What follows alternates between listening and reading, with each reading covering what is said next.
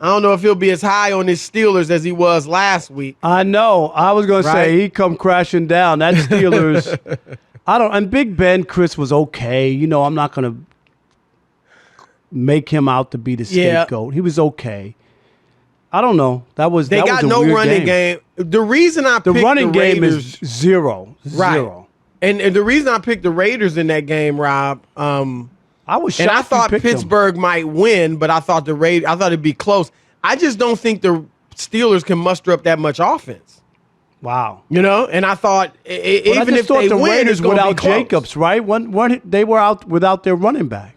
Yes, and that to your point, I mean, we got to talk about the Raiders and Derek Carr because we've been hard on John Gruden, and it's nothing personal, and rightfully so. Not that we don't like him, right? I don't even know. I've never met him. Have you met Gruden? No. Yeah, we've never met him. I was actually a fan of his QB coach, QB couch, QB camp, whatever it was called, that he would do with the quarterbacks in the draft. I thought that was good stuff.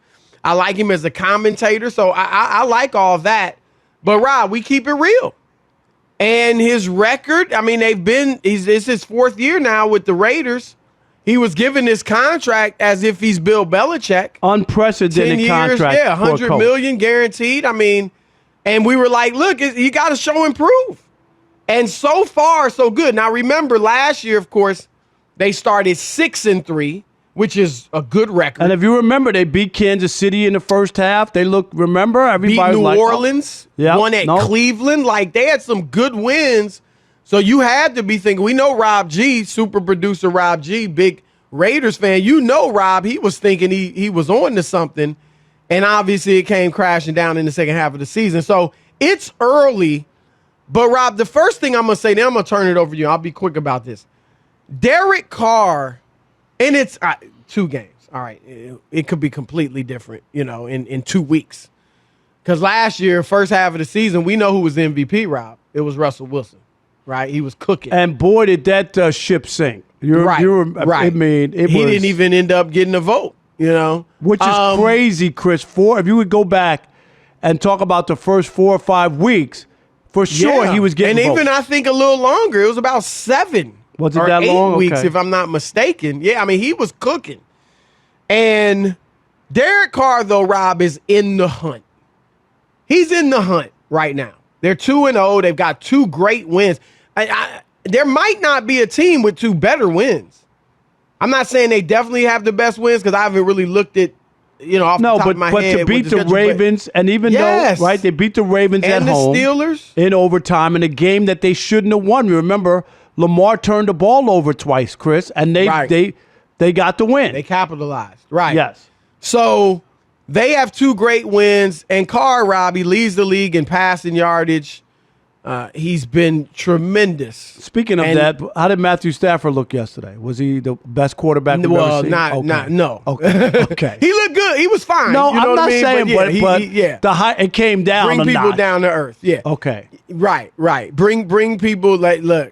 Relax, all right, as Aaron Rodgers might say. We got a while. And maybe you could say that to me about Derek Carr. But so far, he looks very good. Rob, I thought yesterday, you mentioned it, they go in there, 3 of their starting offensive linemen are injured. So they got 3 backups on the O-line. You mentioned Josh Jacobs, the stud second-year running back. He's out. Rob, they averaged 2 yards a carry, 2.1 yards a carry. And still against one of the best defenses in the league. And still, Derek Carr is able to carve him up. He threw a tremendous pass to Henry Ruggs and 61-yard bomb that hit Ruggs. I mean, he didn't have to break stride, not by a centimeter. And so, Derek Carr right now cutting the looks rugs. Great. Oh, I'm sorry. There you go. Okay. No, well, the floor is yours. The floor is yours. Cut the rugs? Okay. Took a sack. So are they real? I mean, are they Chris, you remember the old days when we used to do the first take? You remember? Are they bologna or filet? Do you remember that? We used to do those topics. Yes. I think they're filet. You picked them to make the playoffs. I did this year. Remember, I said I think this is it. I think that was a good pick. Yeah, because they, like we talked about, started off the year last year with some impressive wins, and then they just collapsed in the second half. These 2 wins, I'm with you. I haven't checked the schedule to see if there's somebody else who's 2-0 that maybe won more impressive games, but to beat the Ravens in overtime in a game they shouldn't have won. I always love teams that win games, Chris, they're not supposed to, because that's a sign of a good team. Like, we didn't play great, but we took advantage and we won.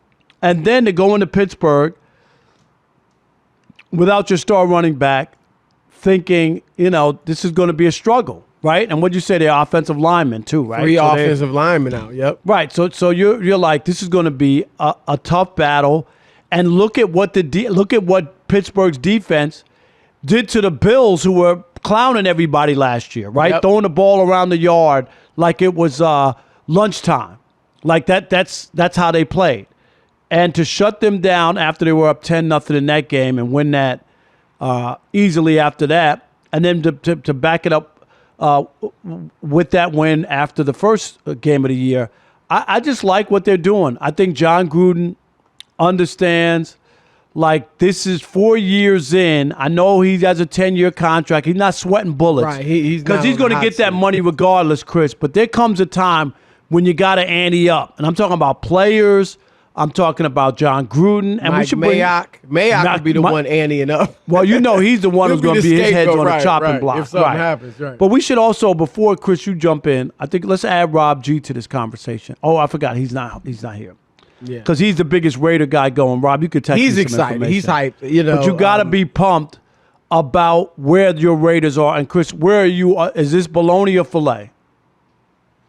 Look, we know our picks. I didn't pick them to make the playoffs. I'm going to stick with that. But I can't call them bologna. At this point, you'd be crazy to call them bologna. At this juncture, they beat the Ravens, who just beat the Chiefs, and they beat the Steelers, who beat the Bills. So you have to give them love. If I have to choose one, I'd go filet. Right now. We're talking about right now. They look like filet. Here's the thing, Rob. Their division, I don't know how many people were thinking this going into the year, but so far, the AFC West is tough.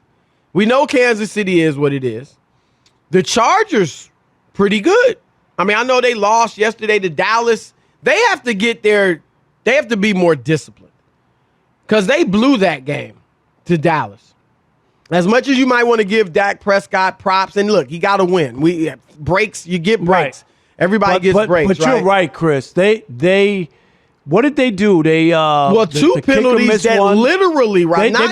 They brought back 2 touchdowns. 2 touchdowns came back. These weren't penalties that took you out of field goal range. No, they were touchdowns that you had on the board that came back. You had scored, yes. So they blew that game. They got to be more disciplined, but they got a nice football team. And then Denver, Rob, a lot of people thought, watch out for Denver.